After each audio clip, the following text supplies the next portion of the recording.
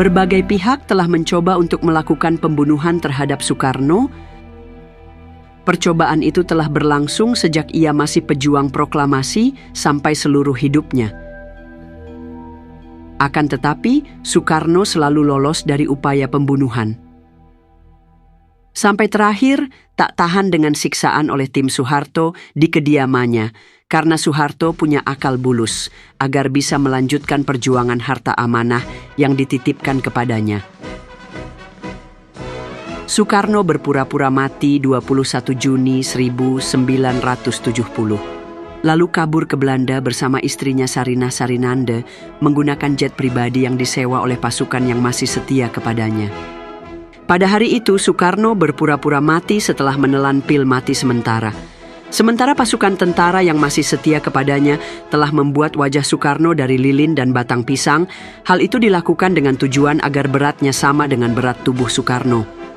Sementara istrinya Sarinah Sarinande menggadaikan rumahnya di Jalan Ayani Bogor untuk bekal kabur ke Belanda. Peristiwa itu terjadi pada tanggal 12 Juni 1970, saat dunia sedang berduka atas wafatnya proklamator, sekaligus Presiden pertama Republik Indonesia.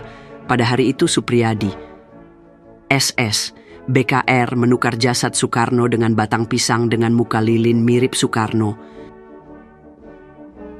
Lalu mereka memasukkannya di dalam peti mati untuk dibawa ke Blitar.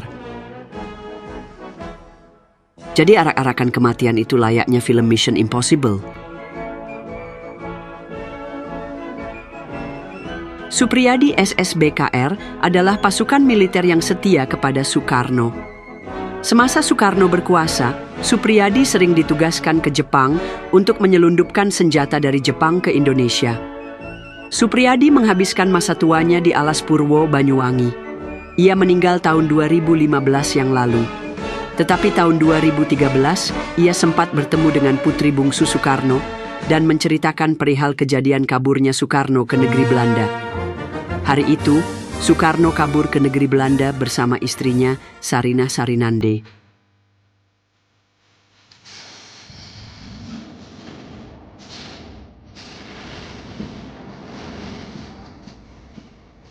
Beberapa pasukan yang masih setia kepadanya juga ikut dalam rombongan.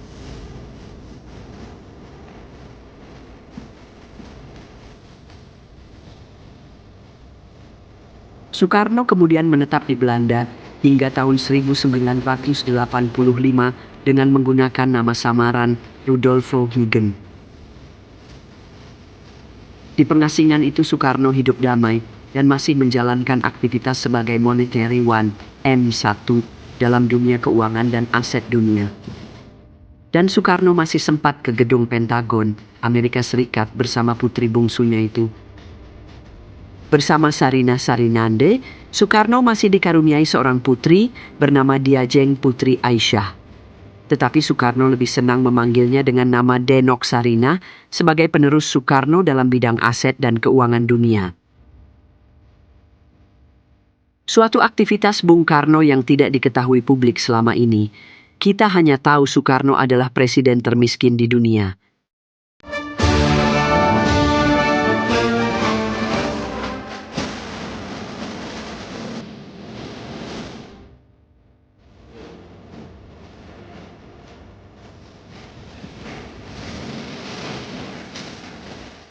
Secara pribadi memang iya, karena harta itu hanya titipan. Tetapi dalam akte kelahirannya, Denok Sarinah bernama Winda Fitriana, anak paling terakhir Bung Karno yang lahir tahun 1975. Soekarno kemudian mengakhiri perannya sebagai Rudolfo Huygens di Belanda sampai tahun 1985. Kemudian pindah kembali bersama anak bungsunya ke Bengkulu. Agaknya kehadiran Bung Karno di Bengkulu tercium oleh orang-orang Soeharto. Pada suatu hari, sekitar 40 orang keluarga Soekarno dibantai oleh orang-orang berbaju tentara. Semua tewas setelah diracun dan kemudian ditembak dari jarak dekat. Termasuk anak bungsunya Diajeng Putri Aisyah. Tapi putri bungsu pintar, ia pura-pura mati tergeletak di lantai.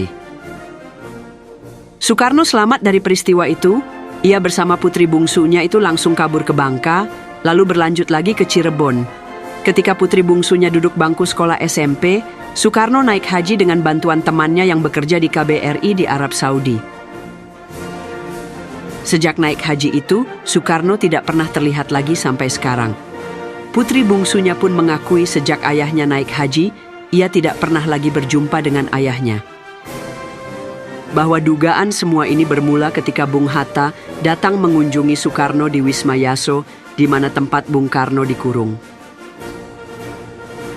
Tidak ada sepatah kata pun yang keluar dari mulut dua tokoh itu.